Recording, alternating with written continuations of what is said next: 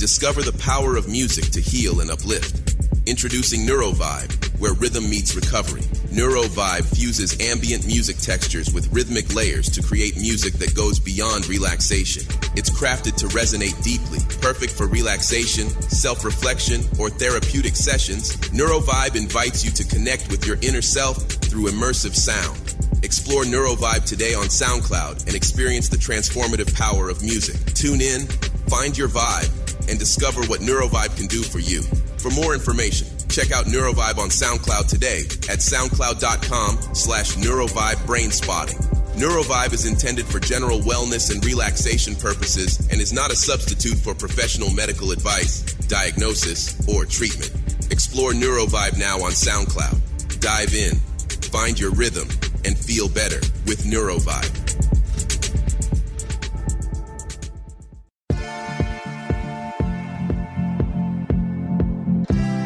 Welcome to Untying Knots, Minds and Souls Untethered with Perry Clark. This program looks at mental health from unique perspectives and shows you how to manage your life by finding the knots that help you and stay away from the ones that could be a disadvantage. Now, here is your host, Perry Clark. Hello all, welcome back to Untying Knots, Minds and Souls Untethered. I'm Perry Clark, licensed marriage and family therapist, here with you, and I want to remind you that this podcast is for entertainment and educational purposes only. It does not constitute working with a licensed mental health professional in your area.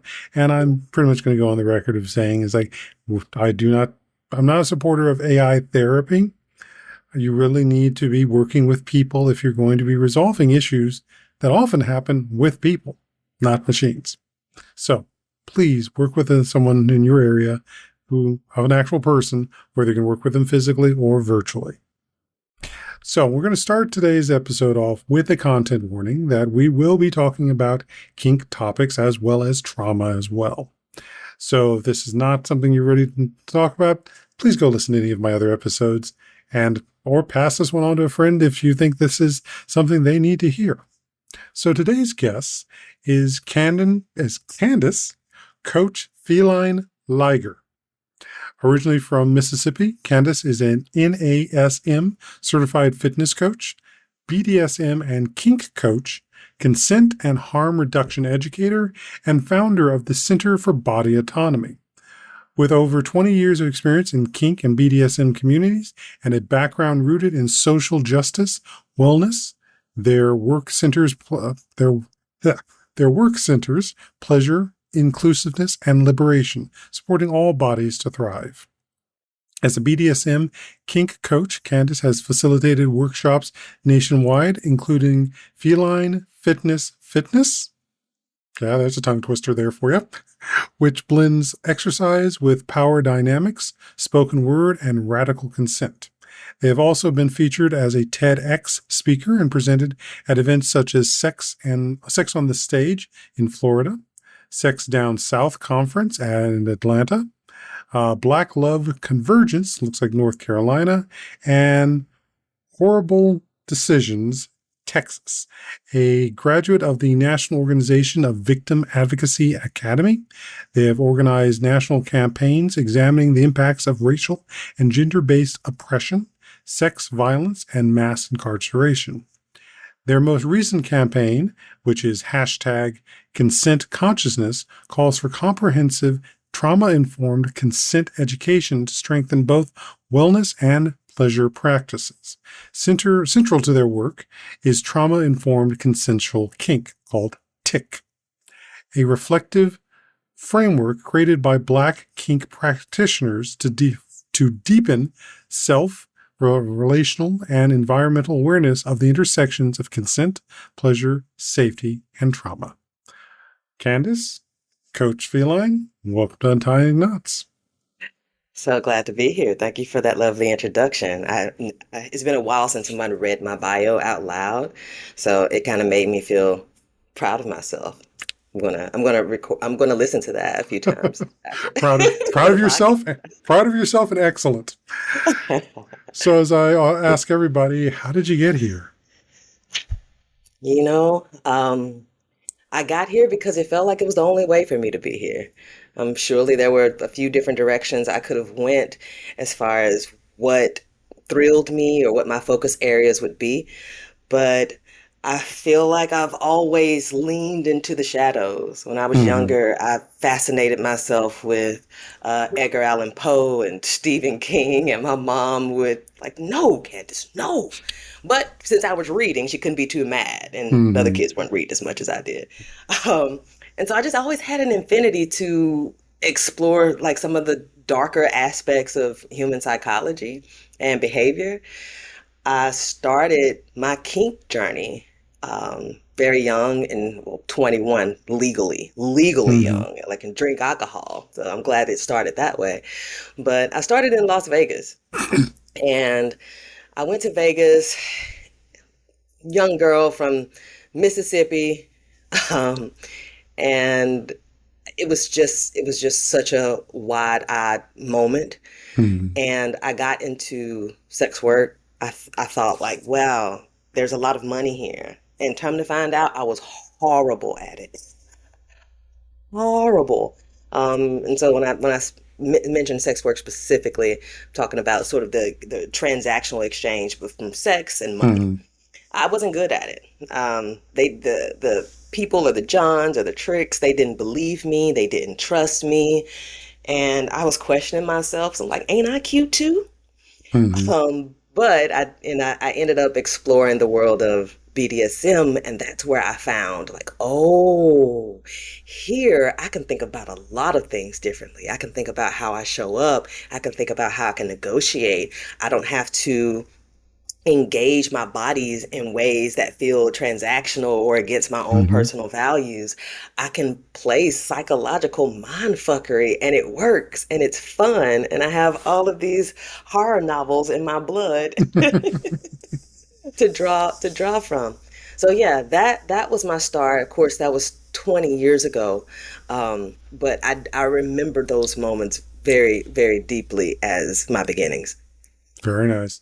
Yeah. Well, and as I know, I've talked about with some of my other colleagues or such, is that especially for people of color, especially uh, Black people, our interest in horror can be something where it finally gives us control after living with the rest of the things that are going on in the world and have never Hmm. stopped. Hmm. Indeed, indeed.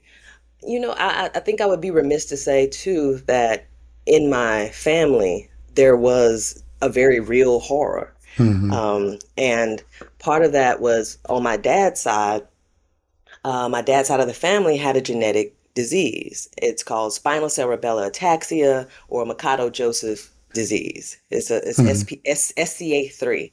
And essentially what happens is it leaves the brain intact but the body slowly deteriorates. The Hmm. cerebellum begins to shrink, and coordination, muscular function, the ability to talk, swallow, deteriorates slowly over time.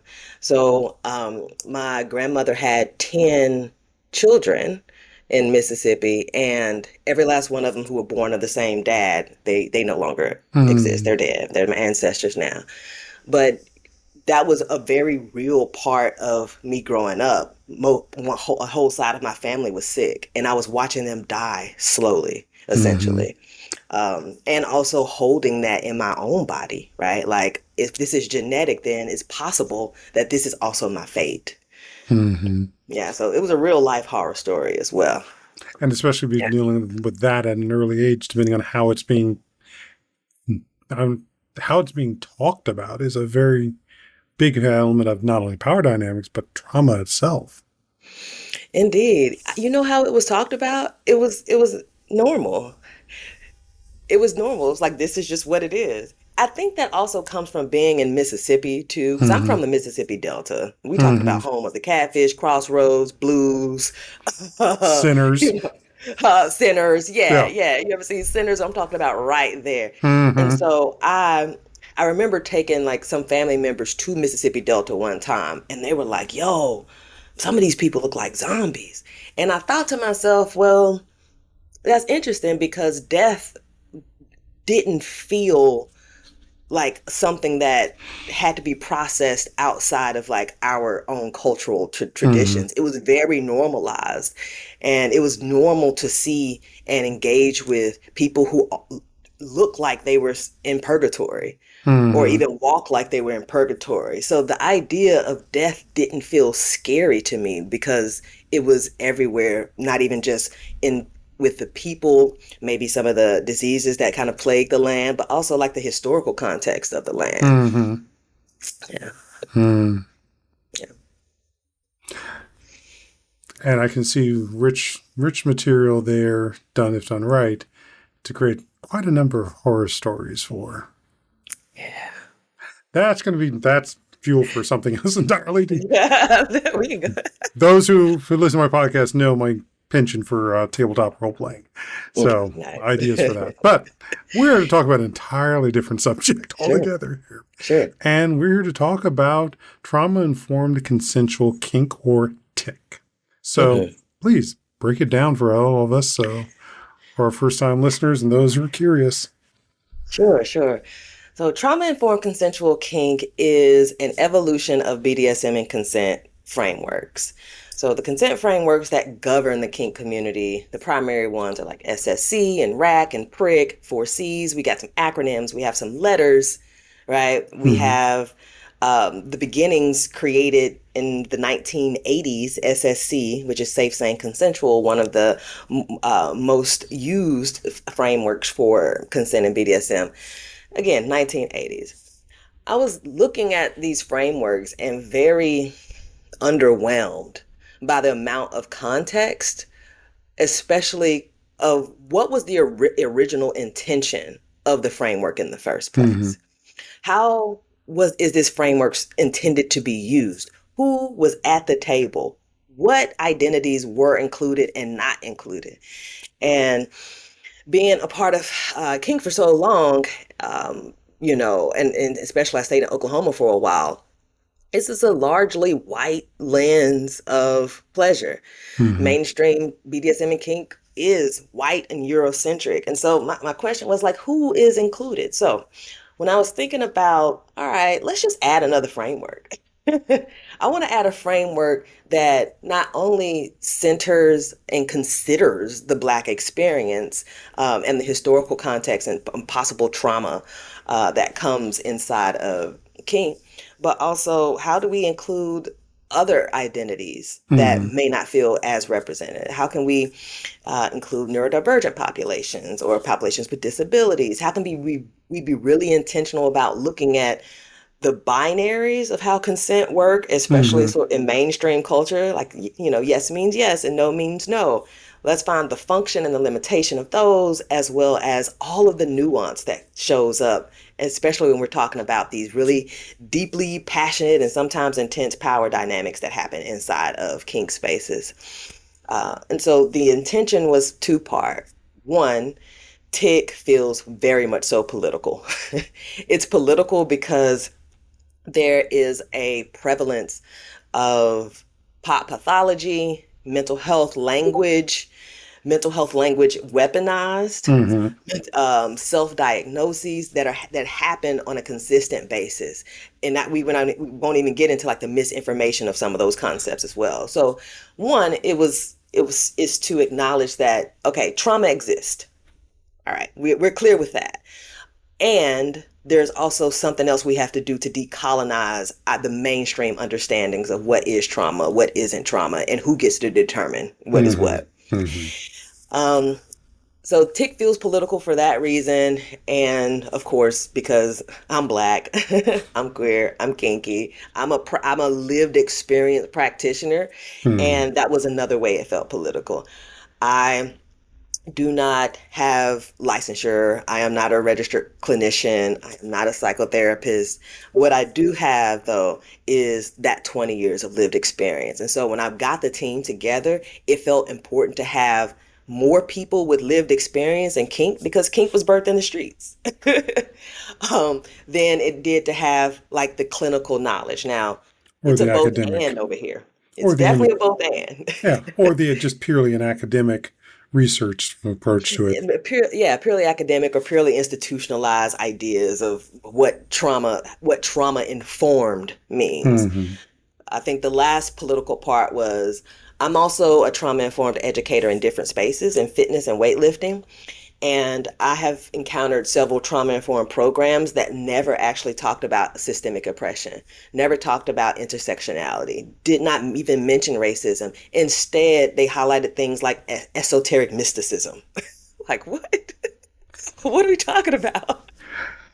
So I'm like, let's shift I wanted to shift the landscape with trauma-informed as well, to be like, no, we're not going to hop over the way Uh-huh. power and systems show up in our bodies.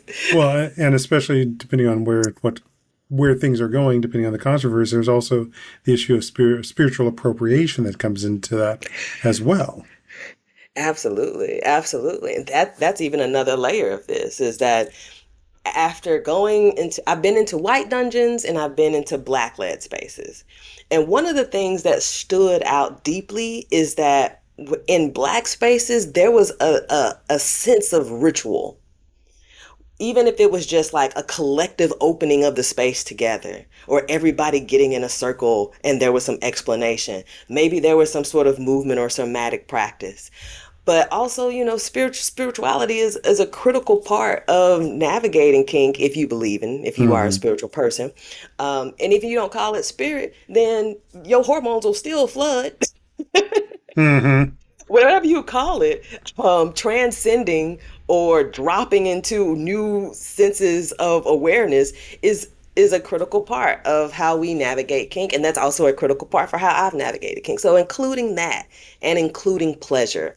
The other frameworks didn't intentionally say that we're actually here for pleasure. Mm-hmm.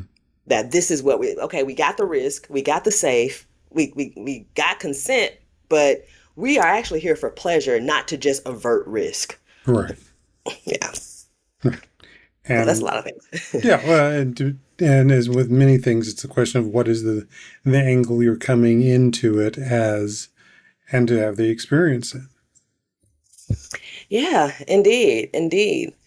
So one principle of TIK, which is kind of the practice, which is is the practice framework, is space. Mm-hmm. And so I say, if you don't use TIK, if you don't want to say the word trauma or TIK, that's fine. You can say space, which is safety, pleasure, awareness, communication, and empathy. And I've worked with clients in tandem with therapists as a kink practitioner. And I've worked on the street transactionally, and I've worked in like structured places. And there is a difference when it comes to the intention. If we are moving into kink with safety in mind first and foremost, maybe that's like we're being very mindful not to prevent re-traumatization or expand a person's capacity. Maybe this is the time that they're actually using a boundary in a different way. Like there's a lot of rigid structure to make that happen. But when we are moving into it with pleasure, that can look entirely different. It still needs structure, surely. And then sometimes there are overlap, but just kind of throwing approaches all into one bucket doesn't really work well. Right. Well, I mean, just looking at the history of what we've done with trauma-informed care, it was nearly a decade from the introduction of PTSD before we started recognizing PTSD, or, well, almost 20 years, actually, before we started recognizing that PTSD doesn't just sit with military vets. Indeed, indeed. Yeah, I've worked with folks who have PTSD, complex PTSD, people who just have chronic stress, folks who developed PTSD either in childhood where they can point to it, or maybe they've been through with a support system, and folks who got it later on for adult events that happen, right? And so, yeah, I'm just nodding to what you just mentioned about how long it takes to evolve. Ooh, you know what? Have you seen? Oh, what's the name of that series?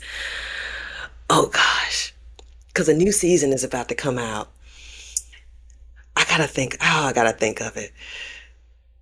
I lost it. It's gonna come to my mind. It's Which network is it on? It's on Netflix. It talks about it's the 3-body problem. Oh, okay, God, I know of it. Yeah, the book that was originally written. Yeah. Yeah, yeah. What I love about that series is there's this point where the aliens are explaining to the humans like why they have to basically take over the world because Hmm. they are inside a three body problem. So there's a whole bunch of instability. And they break down how long it's taken between like the Intervals. generations of our, yeah, the intervals Hmm. of our advancement from the agriculture to industrial to the technological realm, and highlighting like how long it took and Hmm. now how everything is moving so much faster.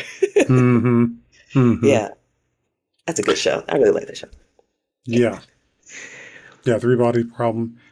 The other one that kind of similar but different one, which I know from the Naruto series, is the three-way deadlock. Three-way deadlock. Ooh, okay. I don't think I've heard of that. So the principle being is you have an injured comrade who will slow you down if you're being chased by folks. Hmm. One member, who's the injured one, trusts another member. Do that, they will get them home. That said member is okay with taking their life so that the others can get home. The third Hmm. member of the party will not allow that first member to be harmed and was willing to take out the other member. So they're in a Ooh, deadlock of their intentions, wow. which is all a game and also about who do you trust and why, and what actions are you willing to take. I really love that. So my brain just went back to the three body problem and Mm-hmm. was trying to create parallels between these two stars and the planet system and how it's creating this instability and pull in different Mm-hmm. directions. Mm-hmm. And yeah, I see it. I guess anytime you put the three into the equation for the most part, Right. I can get And it's that it. push and pull that's going Yeah. on. And there is that like, very much the dance we have with the sense of trauma, but also and that sense of what am I doing to protect myself? What am I doing, as you said, to enjoy myself? Absolutely, absolutely. And one of the one of the biggest challenges I've seen with folks that I've worked with, especially around about the conversation of consent, Hmm. um, is for a while there was like some indoctrination of like no is no Hmm. and yes is yes. And so what would happen is they got into this pool of nuance where there was actually maybe some curiosity, or there was so much sensation that they didn't feel empowered to Hmm. use their voice, or they couldn't. They hadn't even had this moment of their capacity being stretched in this way, and it's almost like starting completely over. And the first thing they want to do inside of those sessions is tie it Hmm. to a piece of trauma that they may have experienced. And I'm not a trauma therapist. And also, kink doesn't require trauma. Hmm. No, it doesn't. Pleasure doesn't require trauma. And so on this end of the work, it is one, pointing to mental health professionals when needed, when it's outside of my scope. And then the other part is reminding folks that pleasure is an inherent right, and Hmm.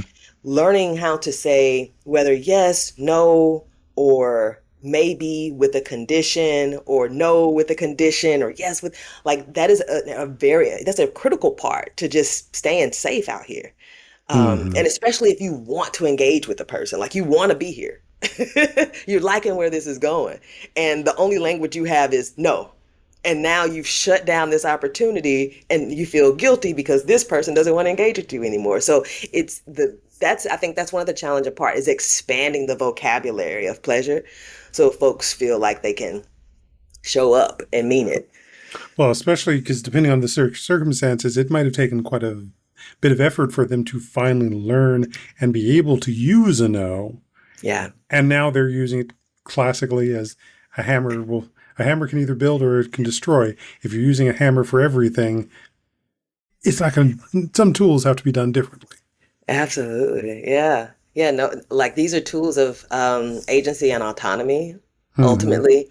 And no has been used often to prevent sexual violence and domestic violence. That's where a lot of that consent education originated from those communities, as harm reduction to people who were just violating over and over. And so, but it definitely looks different inside of kink. There's a unique merger of like social justice understanding of consent, which is we want to prevent harm. We want to ensure that people are able to articulate their boundaries and feel the agency to do so. But then there's this other piece that consent is negotiated, and there are entire conversations that go along with what are the parameters that keep us safe inside of it. And while no is, I remember I had one session with a client this was one who was working with a therapist, and the whole goal in that session was for her to tell me no over and over again, and for me to keep asking questions and intensifying my energy. Can I touch your face? No. Can I touch your head? No. Can I touch your body? No. Can I touch you like this? No. Like that was the whole session. And then on the other end, there's folks who have gotten no.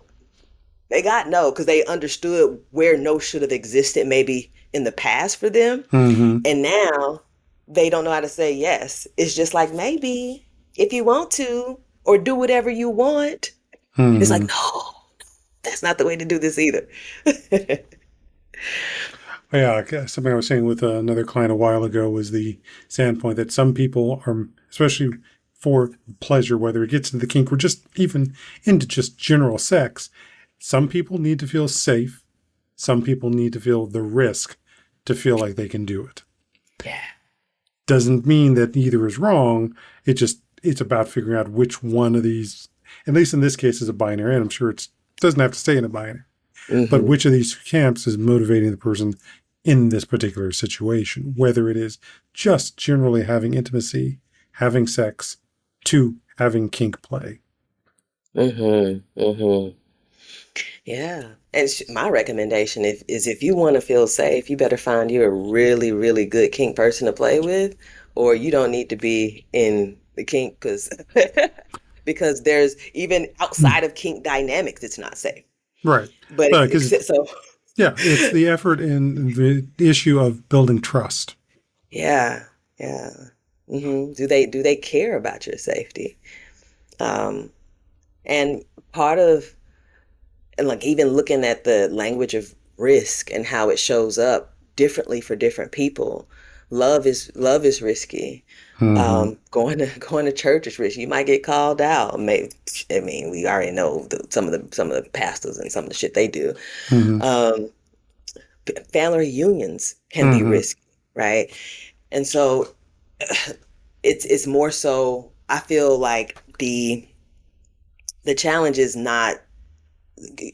I think there are a lot of people who go into it thinking that, yeah, I'm gonna do this because this is a safer way to do it, versus understanding like I'm going into a risky space and I need to acknowledge that this is a risky space. Right. So it's what that's what. Hey. Well, that reinforces the aspect of needing to know and understand the nuance of power dynamics. For yourself, for the other person, and the situation you guys create. Absolutely. And power dynamics, but beyond whatever the archetype they identify as, whether it's dom or sub or top or bottom, power dynamics are like they bleed beyond the archetype.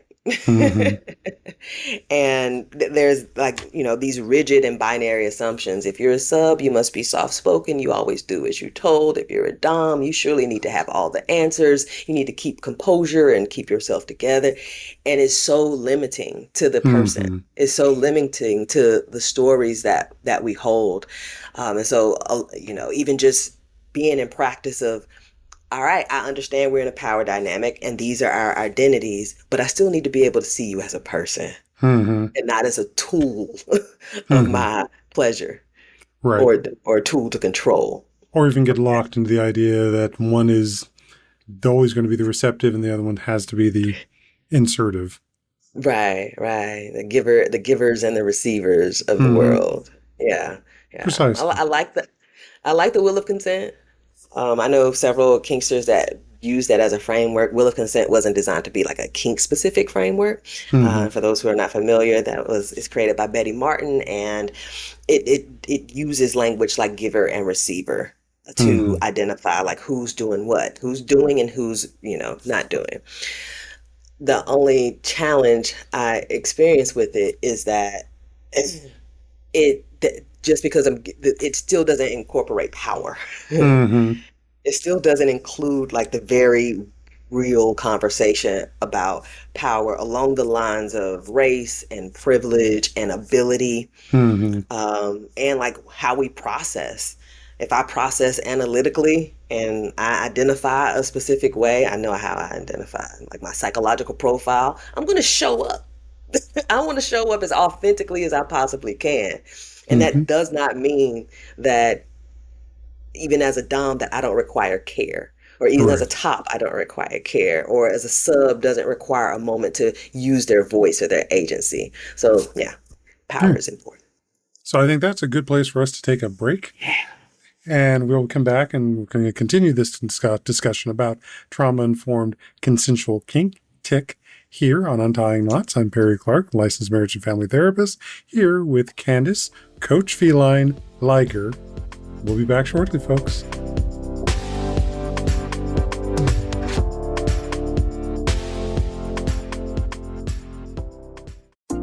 Our lives and the world around us can get messy and frustrating. Untangle and Grow Counseling's focus is to untangle that mess and make sense of it so you have a good foundation to build and grow from.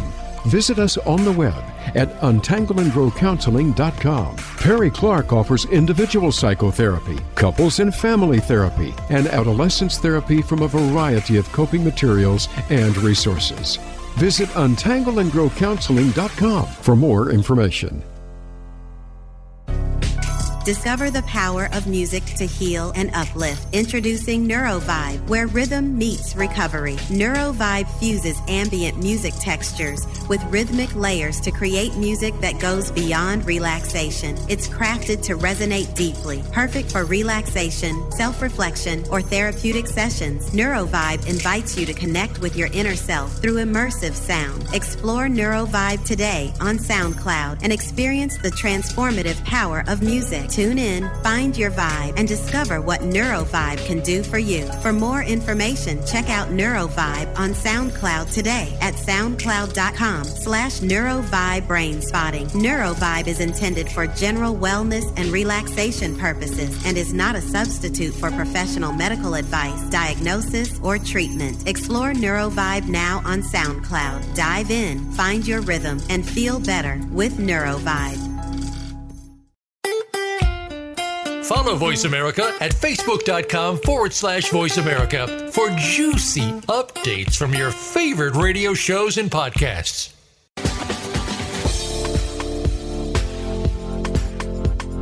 You are listening to Untying Knots, Minds and Souls Untethered.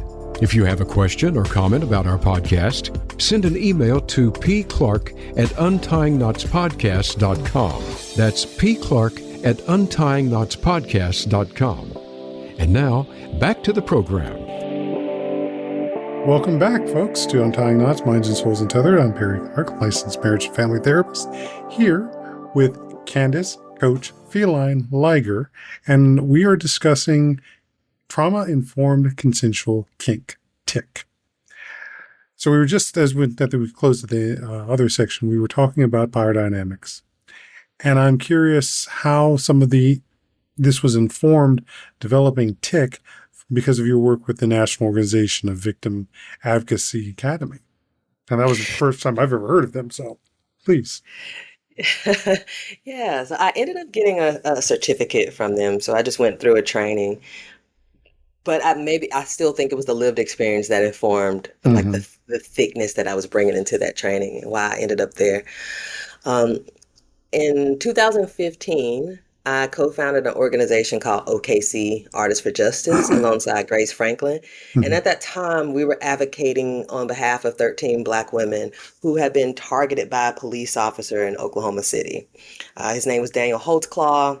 He ended up getting sentenced to 263 years behind this. But essentially what he would do is he'll say, all right, I'm pulling you over. I see you have active warrants. I see you maybe owe some fines. If you perform this sexual favor, I'll let you go. And it caught up with him. So out of the 13 women, and I was in the courtroom as, a lot of the testimony was happening, live tweeting. We made a lot of campaigns and a lot of noise around this. And there was one woman who did not get any charges in her favor. So mind you, he was sentenced to 263 years, but this one woman did not get one charge in her favor. And she was identified by the media as a sex worker.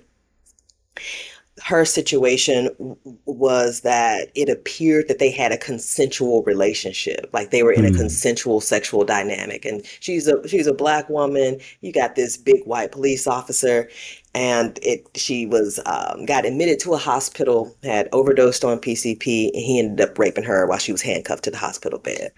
And they said that this was a consensual dynamic.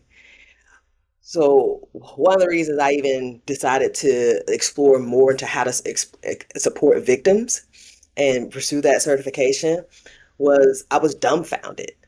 There was no consideration of the very clear power dynamic that was at play, and not even the power dynamic, the abuse of power that was at play. Yeah. And so that shook me up. And so it felt like a win, even though like carceral logic feels not aligned in a lot of ways for me as a way of accountability. It still felt like a win because he needed to get off the streets. That he was locked up for 263 years. I kept doing that work after that case, and I supported just several primarily Black women and femmes who were unfairly incarcerated because they were blamed for the crimes of their abusers. So yes, that definitely informed how I moved into, or how I started thinking a little bit more critically about consent and kink, because here on this side, it was like, okay, this is no, this is don't pass go, this is fucked up. And then on this other side, where there would be consent violations or accusations or call into accountability, it was always so nuanced. It was murky water to get into. The stories, it was hard to say this is an absolute this or an absolute that. Sometimes it was and sometimes it wasn't. But I was challenged thinking about consent, accountability. How do we reduce harm in this big space where all kind of behaviors are happening that wouldn't normally take place or aren't showing up in like mainstream culture. And I'm still fascinated by it, because clearly everybody who is in the kink community is also not sometimes. Sometimes they're at work. Sometimes they're on the train, right? And sometimes the way accountability looks shows up differently, but it's binary here, it's nuanced here, and that has been a pretty exciting part, honestly, to explore inside of TIK. Yeah, because it's a both and situation, but it may vary depending on what the situation is, as opposed to something you can constantly keep applying across every single situation. Right. Yeah. Because I always come back to that standpoint of knowing a very clear line of what is the difference between somebody who's enjoying BDSM kink versus someone who's being abused. One of the biggest ones is the person who is receiving whatever the action is can say, no, stop. And it stops, as opposed to abuse. Or should. Should. Or as opposed to someone who is doing abuse, it's when that abuser has sort of run out of steam. Yeah, there's some built-in safety systems that should be that should be engaged in kink, but they are built into the culture. Like, folks know these things. Of course, lines still get crossed, but they're built in. Right. And I do believe that a lot of sort of mainstream consent culture has had to lean into the communities of pleasure to fine tune what their language was, how they were communicating, which is why I was approached about affirmative consent. I was on a military base, and I was trying to position myself to offer some consent education, and like this guy came up to me. He was like, "What do you think about affirmative consent?" Well, it's like, "What do you think about it?" "I think it's bullshit." Oh, okay. And for those who don't know, affirmative consent, it was actually enacted on college campuses first. And it basically breaks down that, the yes means the yes. That consent should be affirmative and enthusiastic, and it's a yes. And the absence of a yes is not a yes, or absence of a no is not a yes. So that's just a simple way to sort of break it down. However, affirmative consent, it still was challenging because that's not how we talk. Right. We don't we often don't say yes to questions. I may say, right. Sure can. Or even Let's just go. the nod or the eye look. The nod, right. The nonverbal and symbolic language as well. Right. So I would be remiss. I need to mention that affirmative consent required a verbal yes, which oftentimes, again, we don't talk in yeses, and sometimes our yeses aren't verbal. The classic counter argument to that is, you're in the middle of a noisy nightclub. Music is pumping. Can you actually hear each other for that verbal consent? Right. Yeah. Well, I think there's also the illustration too, as we look at sort of this power dynamic into the trauma-informed, is where is the language being used as a way to both inform but also obfuscate the situation? Ooh, say more about what you mean there.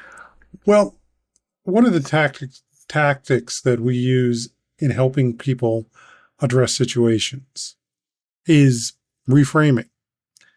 But language is also, as we've pointed out, highly nuanced, and not everyone is using the same definition for that word. I mean, just look at the dictionary. One word could have at least 6 different definitional meanings. So is the framework and the language we're using one that is using specific definitions, if there's a limited set of them, or is it using one of the ones that is just slightly obfuscating about what the actual meaning is? And there becomes a power dynamic in whose word and whose definition are we using? Right. So TIK does not absolve that tension as a framework. TIK asks the question. TIK asks the question, like, how are we defining the language that we're using?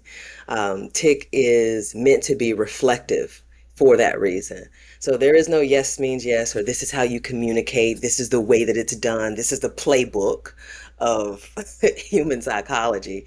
Instead, there are questions throughout, especially the ebook, there's questions throughout that help hone in what you actually mean. I actually made a post a couple of days ago that talked about how language is fucking us up. So yes, no, yes might mean yes, because I said yes and then I said no, and then because I was thinking about it for a moment and then I said yes. But yeah, no actually means no. So we have to cancel out the yes. It means I maybe was thinking about it, or whatever you asked me was so ridiculous, I'm just like, yeah, no. And so that sort of tension in how we speak and communicate and even challenging like that yes-no binary is just a part of the framework versus resolving that tension. Exactly. And the often claim in language is English is not a tonal language. It's like, no, it is very much. It's a very different type of tone that comes with everything you just described right now. I also come back to the Friedman statement of just because you invoke the word war does not mean you're automatically guaranteed the word victory. I really like that. I like that a lot. Yeah, and just because you invoke the word consent doesn't mean that on the other end you're gonna get it. Mm-hmm. That's even a part of what it's included is what are your expectations about consent. All right, so maybe you say you can do this to me, or I want you to do this to me, and the person says, you know what, I actually don't like none of that. Oh my gosh, I remember one time. How descriptive can I get here? We can be Lukewarm. explicit, but let's stay lukewarm just for Lukewarm. All right. yeah. There was this one time where basically a person wanted to like do some penetration, Mm-hmm. essentially. And I remember like it was just no. Mm-hmm. Absolutely not. And the response was, well, you're transphobic. Mm-hmm. It's like, hold on. Hold on. That's a part of how we have to understand like this 2025 Right. too, right? Is that certain ways that folks navigate between desire, preference, and identity can overlap in so many, in just a Different lot of ways. different equations. And so how to receive a boundary is Mm-hmm. part of the conversation as well as how to give it. Precisely. Yeah. Yeah. Yeah. And then there's those who are just so blown by the fact that they actually have to think about that. Gotta And they think just want to stay with the yes, something's no, wrong with or you. yeah, which is an important thing to start recognizing is that creating the safe environment to actually have fun for both of you. Yeah, yeah. And you know what else is challenging to that? Sometimes maybe you have consented to certain things with other people, Mm-hmm. but won't consent with this This person. person. Yeah. Um, that's still a part of like how do we navigate these dynamics really, truly, and deeply? Mm-hmm. Yeah, Very much so. And I don't think there's an easy answer for that. there isn't. Now, you mentioned an ebook. So what's the story on that? Yeah, so I released a TIK ebook last month, and it's so interesting. I originally said, you know what, I just want to get the framework out, just want bits and just a focus on what matters. This can be like 25 pages, Mm-hmm. and then I got to 50 pages, and then I got to like 150, then 200, and now it's like 360 pages in this ebook. But the ebook is intended to again, offer places for reflection. How Mm-hmm. have binaries served you? How have they not served you? How has nuance served you? How has it not served you? How does your identity show up? How does pleasure and fear operate inside of your body? How can you tell the Mm-hmm. difference? Um, it has offer some tools of a space. Again, that's the safety, pleasure, awareness, communication, and empathy principle, where like what are some considerations that I maybe need to ask myself for my safety, for my pleasure, for my Mm-hmm. awareness, so on and so forth. How do I recognize what empathy looks like when it doesn't look like how I show up? Right. Like, what Because are the types of empathy I need to that exist in the world that will help me acknowledge that? All right, and empathy is not always a guarantee either. not at all. Yeah. Not at all. And especially if like somebody's being abusive or violent Mm-hmm. or toxic, or maybe situations get uncomfortable, empathy can be hard. Empathy in space specifically really leans to the fact that we are all navigating a rough ass system. Mm-hmm. We are all navigating our identities and realities. And we all have different stories. Can we start there? Mm-hmm. Right? It doesn't suggest that when hard things happen, then we need to activate empathy. Not at all. Not Right. at all. Right. Yeah. Um, So, so we should start wrapping up, and I'm going to ask you the question I asked many people: is what do you sure. think is a myth and reality around mental health? A myth and reality around mental health. Huh. Well, I actually just posted one yesterday. One myth is that just because you call someone a narcissist does not mean that they are a narcissist. I also laugh because the episode I was just recording before this was on that subject. Oh my gosh. Yeah, like the myth is, well, I don't know how much I need to go into it right now, especially since you have a whole episode on it, because I have a whole rant for that. Yeah, well, the reinforcement that I also reinforces that is there is a very much a diagnosable form of it that has criteria that fits. And it's actually a very limited number of people who have that. Indeed, indeed. It's So more that's of the an myth. yeah, it's more that the problem though is there are traits of it. Exactly. We all carry those traits, but the question is what is the proportionality of their presence, their activation, and what other traits might actually be counterbalancing them. What is the context of when these traits even show up? Yeah, and it's a Exactly. spectrum. Yeah. It is a spectrum. Yeah. So that is the other myth: is that a trait does not equate to an identity. No. And depending on the situation, there may be moments where, yes, we are going to be very selfless. And there's other points where we're going to be selfish, depending on the situation. It's always a dynamic shift, never just a static thing. Indeed. So with that being said, where can folks find you if they want to work with you, get a hold of this ebook, talk some more of this subject, or maybe even have you come in as a presenter? Sure. Yeah, you can go to centerforbodyautonomy.com. That's where you can find me.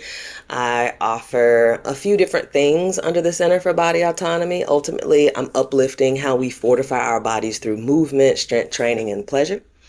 And consent is part of that. So I offer Fortify Fitness workshops where we are using strength training to build resilience and have a sense of strength that can translate in our bodies and also into the world. Inside of Trauma-Informed Consensual Kink, I do have the ebook.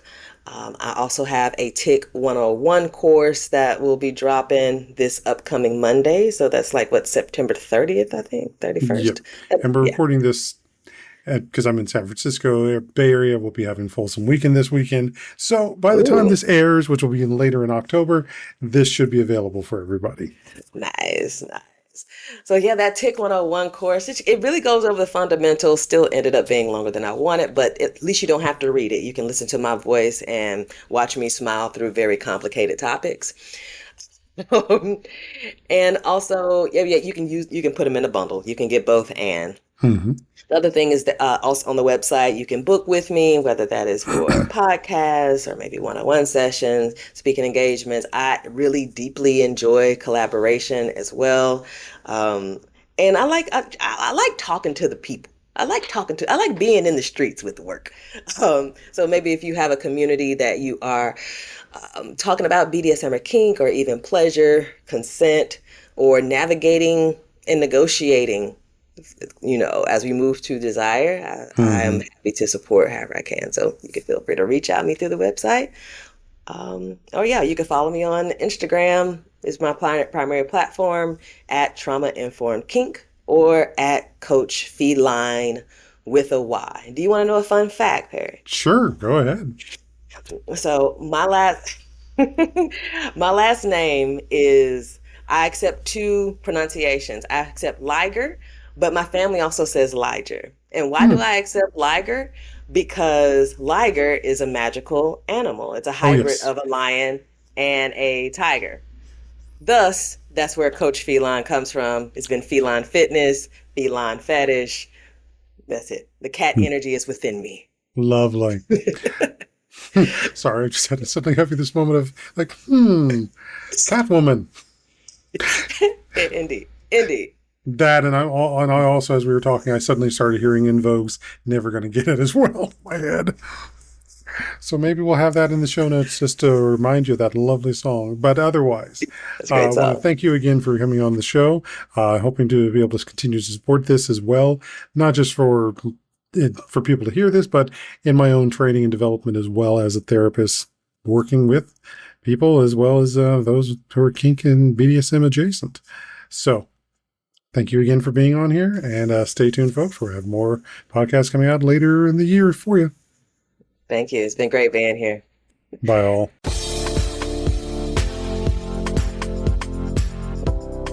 Thank you for tuning in for Untying Knots, Minds and Souls Untethered. Be sure to join your host, Perry Clark, for another episode on the podcast coming soon on the Voice America Empowerment Channel.